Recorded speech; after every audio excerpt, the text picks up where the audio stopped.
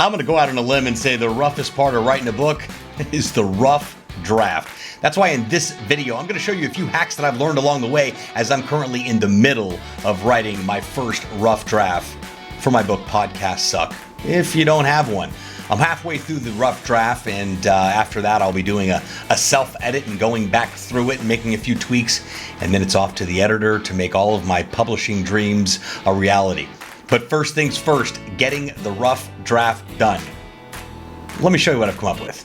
I'm Sebastian Rusk, and I help people start a podcast. Now, I must warn you that just sitting down with a blank sheet of paper and a pen or a pencil, or in modern day cases, a keyboard, and just typing away, well, that may be fun and enjoyable for some, but for most, it is a bit of a challenge to do. So, obviously, you want to find some hacks in order to figure that out. Well, what I've learned is that Google Docs has a very cool option called voice typing. That's right.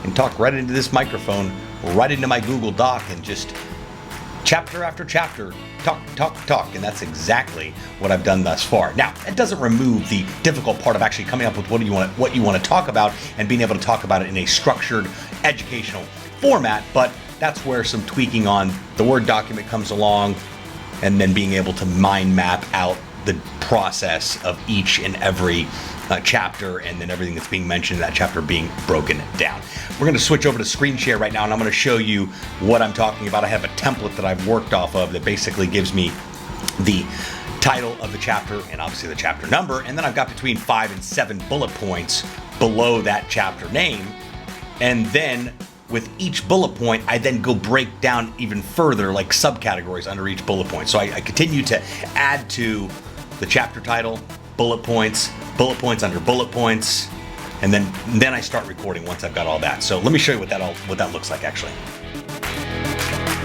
So if you watched the last episode of Podcast to Book, it was all about my outline.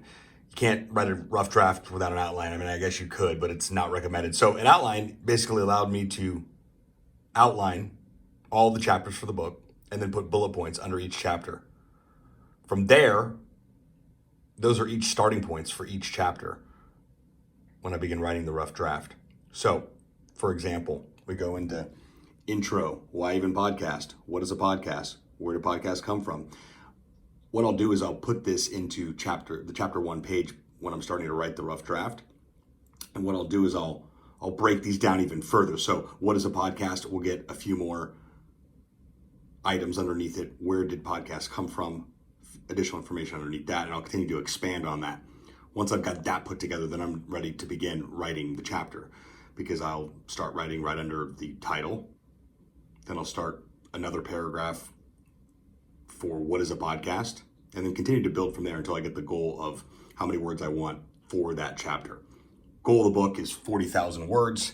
So I've broken that down to approximately 3,600 words per chapter. Some chapters are larger than others, but this outline really allows me to stay on track with writing the rough draft, because you can sit and stare at your screen for an extended amount of time when trying to start to write.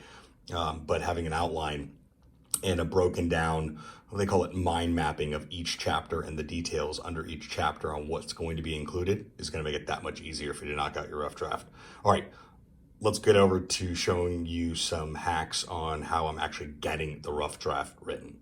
All right, so what I've just done is opened up a new Google Doc. By the way, I'm writing my book in Google Docs just because, well, it's easier and it's got more tools that I can easily understand and leverage, if you will. So what I did is just create a brand new Google Doc. So I got everything organized here by chapter. So I've got introduction and then chapters 1 through 6. And I'm currently working on chapter 7 right now, which you see right here. So my process is doing exactly what I told you I just did, which is create a new Google Doc with the next chapter and the chapter name as the name of the document. And then at the top of the page, putting the chapter and the name of the chapter on the top. And then below it is between 4 and 7 bullet points of what's going to be mentioned within the book. Now, my writing process is as follows. So I've written all this stuff down as far as my mind map, then my outline, and now the outline produces what we're looking at right here, which is just the quick overview of what the chapter is going to be based on the title and 4 to 7 bullet points underneath. So I'll go and start making additional space underneath each bullet point because this is where I'm going to begin writing. So as you can see, if you simplify the process and leverage what you've already got, it makes it a little easier to start creating content around that topic. And then if you throw Google Docs voice typing into the mix, it really starts to ease that process. At least I've found it that way. Some people like to physically write with a pen and a piece of paper. I don't know why you would ever want to do that with this day and time, because technology allows you to leverage your voice and tools to be able to not have to pick up a pencil in a literal sense or a pen. So the next thing I'll do is it's time to start writing. So I go up to tools, I go to voice type, and then you simply click record and you're off to the races. Looks like this. Right now, I am starting a new chapter in my book. This chapter is called Chapter 7, comma, podcast interviews, period. New paragraph. You see how that works? Super cool, super responsive.